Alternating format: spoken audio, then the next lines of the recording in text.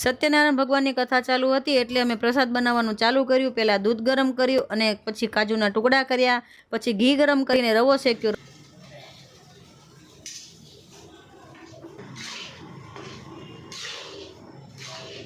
રવો શેકાઈ ગયો એટલે એમાં દ્રાક્ષ, દૂધ અને ખાંડ નાખી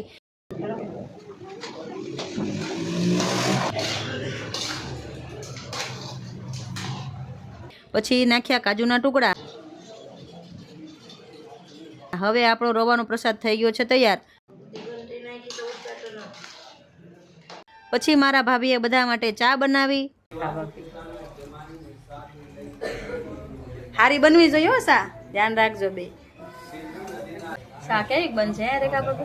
મસ્ત મસ્ત, કાંઈ વાંધો નહીં, મસ્ત બનાવજો ને, પગાર નહીં મળે સા બનાવવાનો। કાંઈ વાંધો નહીં। પછી ફ્રૂટનો પ્રસાદ તૈયાર કર્યો। ભાઈ ભાઈ